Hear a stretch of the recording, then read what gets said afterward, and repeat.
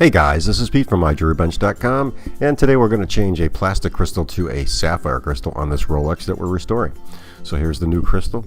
You can see that it comes with a gasket, and that gasket keeps the water, keeps the crystal and case top waterproof. This is the crystal that we'll be installing in this watch.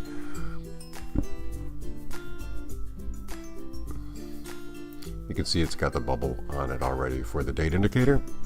And that's always a good thing. You don't have to mess with it. If you look closely, you could have seen that it had a little groove around the side for the gasket.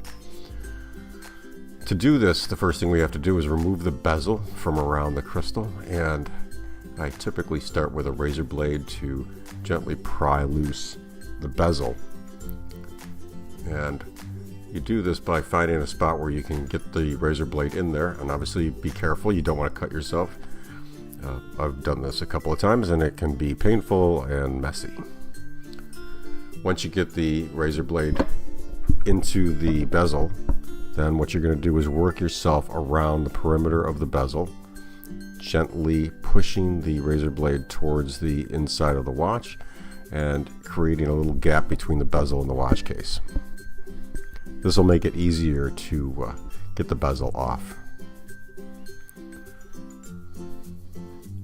So you can see I've worked around the entire watch now, and I'm just kind of prying up on the bezel ever so gently. You want to do so without doing any damage or scratching the case. I'm going to grab a hand remover now, and we're going to just gently pry this bezel off the case very carefully.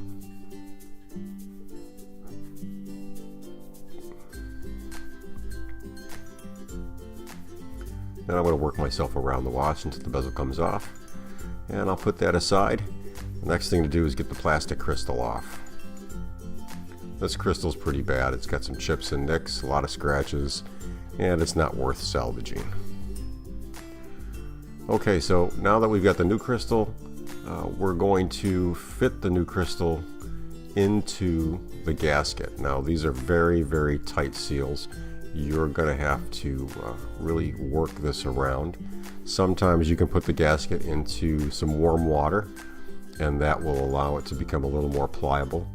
You don't want to stretch it though, so you just want to make sure that it fits tightly around the locking rim of the sapphire crystal. You're going to struggle with this. I always do. Once you get the gasket on, and then we're going to try to get the gasket on the watch case and then push the crystal all the way into the gasket. Again, you're going to be gentle with this. You see I'm using some rubber gloves so that I don't get fingerprints all over everything, and I don't cause any damage or scratches either with my hands. You can see I'm pushing hard, and I'll continue to push until the crystal snaps in firmly into the gasket. And once it snaps in, you'll see that the gasket and the crystal have a flush lip all the way around, and that's the way we want to seat the crystal. And that looks perfect. Now here I've inserted the crown so that I know where the bubble for the date indicator goes. And the last step is to put the crown back on. Here we're going to put the crown on, and we're going to use our watch press. I've showed you those crystal presses before, and I'll put a link to the tools that we'll be using in this video in the description below. So you're going to grab the appropriate size die for the crystal press, and this die is actually going to